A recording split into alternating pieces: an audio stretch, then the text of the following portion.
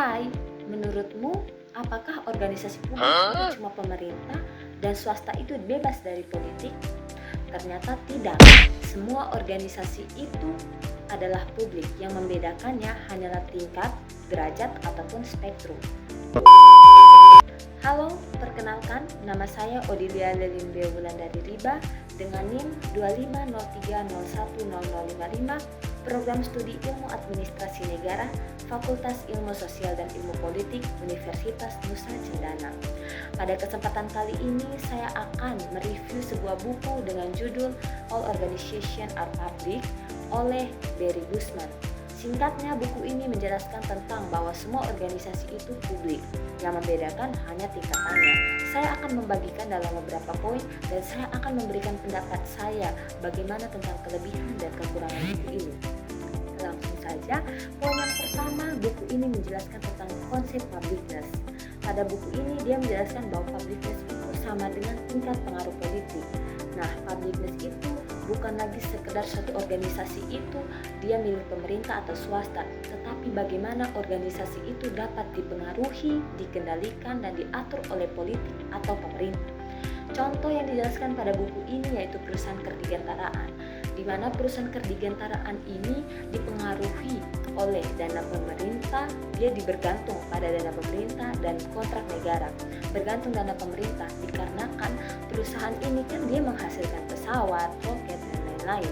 Nah, untuk menghasilkan produk ini otomatis butuh biaya yang sangat besar, sehingga butuh bantuan dari pemerintah untuk membiayainya karena biaya yang begitu besar. Makanya perusahaan ini sangat bergantung pada pemerintah.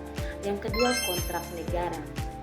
Perusahaan ini kan menghasilkan pesawat, toh tidak mungkin dibeli oleh masyarakat biasa, tetapi dibeli oleh negara untuk keperluan pertahanan, militer, dan lain-lain. Nah, jika pemerintah atau negara tidak membeli atau memakai produk mereka, otomatis perusahaan ini tidak memiliki pemasukan. Sehingga dapat disimpulkan bahwa perusahaan kerdigantaraan yang swasta sekalipun dapat sangat bergantung pada pemerintah. Nah, poin yang ketiga saya akan menjelaskan tentang perbedaan antara organisasi publik dan swasta. Perbedaannya itu dapat terlihat pada yang pertama yaitu sistem kepegawaian, yang kedua yaitu aspek personal, dan yang ketiga ada konteks kerja serta dia dibatasi oleh aturan. Nah, perbedaan ini dapat terlihat juga bahwa kita tahu kalau publik itu untuk dia bekerja untuk apa? Pelayanan, untuk media sosial, sedangkan swasta tujuannya untuk apa? Mendapatkan keuntungan atau laba. Nah, publik itu dia diawasi oleh masyarakat dan politik, sedangkan swasta itu sistem kerjanya fleksibel. Dan yang terakhir, publik itu dia memiliki aturan yang ketat atau kaku, sedangkan swasta itu cenderung fleksibel karena mereka tujuannya untuk mendapatkan laba atau keuntungan. Poin yang terakhir yaitu bagaimana karakteristik organisasi publik dibandingkan swasta.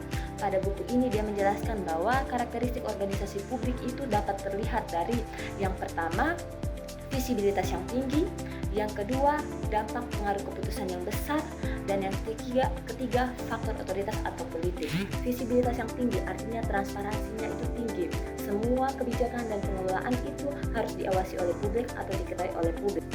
Nah, yang kedua itu dampak keputusan yang besar karena itu menyangkut banyak orang, umum kan, publik jadi umum, jadi dia itu menyangkut banyak orang. Dan yang terakhir tidak sepenuhnya bebas, artinya dia itu tergantung pada politik.